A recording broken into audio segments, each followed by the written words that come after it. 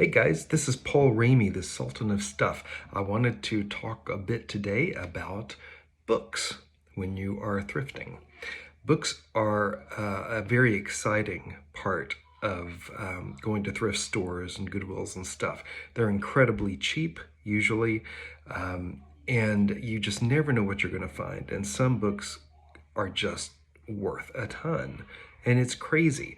It really serves you well to go often and get familiar with different kinds of books because after a while, unusual books will stand out. And those are the ones you want to look for. Nonfiction books are oftentimes a good investment. Fiction books almost never, unless they're first editions, because nobody really needs them. It's just something they want to read. Whereas nonfiction books have a good potential of actually being needed, so there are more people looking for them. And then if you go to sort of the extreme with the like scholarly books, college level books and above, some of the starter level ones aren't worth much, but if you get into a specialized field, it can really add up fast. So like what I want to do when I go is look for topics that I'm not familiar with, books that I don't see at all. And a good example is one that I found today. I saw this book while I was looking through books at Goodwill today. Air sampling instruments. Never heard of that before. It looks very specialized, and it turns out that this book is all about machinery that samples particles and contaminants in the air.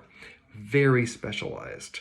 And so, of course, I took my phone, and I have the Amazon seller app on there, and I just took a picture of the cover.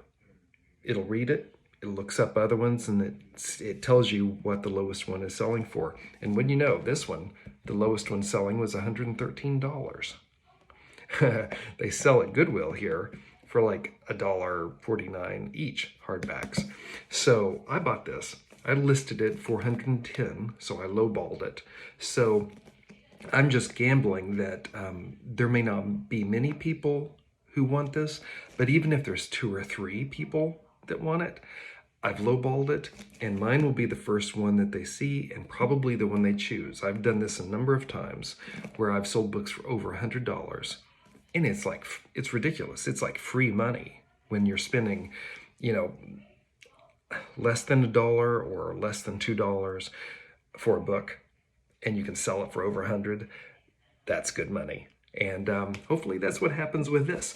I found another one, Matter and Interactions. I've never seen this before either, and it's a very interesting topic. And I looked this one up, and this one's selling for like $20 to $30, so I'll lowball that as well. Not as much, but still, when you spend like $1.49, maybe make 20 out of it. That's awesome. That's one big exciting thing about selling on eBay and Amazon by finding stuff at thrift stores and yard sales, because this stuff it's almost like free money sometimes. So I just wanted to talk a bit about that today. If you go thrifting, books are just so fun. They can be very interesting. Sometimes you can find an autograph inside. I've found that a number of times, and those sell very well too. Even if you don't sell anything else, like I love to specialize in books because they're cheap as all get out.